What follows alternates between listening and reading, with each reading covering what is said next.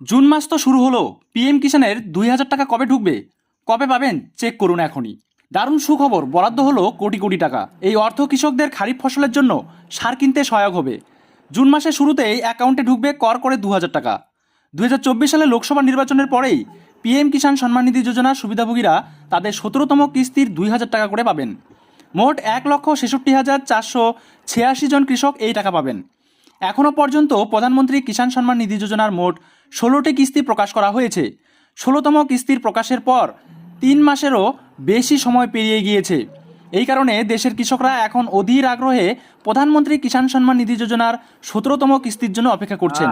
এই সিরিজে ভারত সরকার কবে নাগাদ এই স্কিমের ১৭তম কিস্তি প্রকাশ করতে পারে তা আপনাদের জানিয়ে দেব আজকের এই ভিডিওর মাধ্যমে।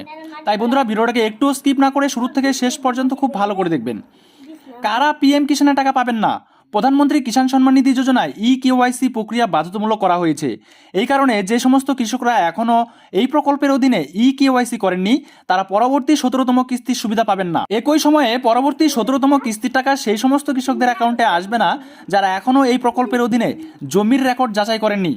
এরকম পরিস্থিতিতে সুবিধা পেতে আপনার যত তাড়াতাড়ি সম্ভব প্রকল্পের কেওয়াইসি এবং জমির রেকর্ড যাচাই করা উচিত। পিএম কিষাণের ১৭তম কিস্তির টাকা কবে ঢুকবে? ভারত সরকার লোকসভা নির্বাচনের ফলাফল প্রকাশের পর জুন বা জুলাই মাসে প্রধানমন্ত্রী কিষাণ সম্মান নিধি যোজনার ১৭তম কিস্তি প্রকাশ করতে পারে। তবে কিস্তির টাকা হস্তান্তরের বিষয়ে সরকার এখনও কোনো আনুষ্ঠানিক ঘোষণা করেনি। ঠিক কত টাকা দেওয়া হবে? দেশের ১২ কোটি কৃষক ভারত সরকারের উচ্চবিলাসী প্রকল্প পিএম কিষাণ সম্মান নিধি যোজনার সুবিধা নিচ্ছে।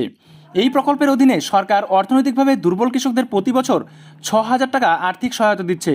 ৬,০০০ টাকার এই আর্থিক সাহায্য প্রতি বছর ৩ কিস্তির মাধ্যমে কৃষকদের অ্যাকাউন্টে পাঠানো হয়। প্রতিটি কিস্তির অধীনে ২,০০০ টাকা সরাসরি কৃষকদের ব্যাংক অ্যাকাউন্টে স্থানান্তর করা হয়। ১৮ বছর বয়সের পরে কৃষকরা আবেদন করলে জমির পরিমাণ অনুযায়ী টাকা পেতে পারবেন।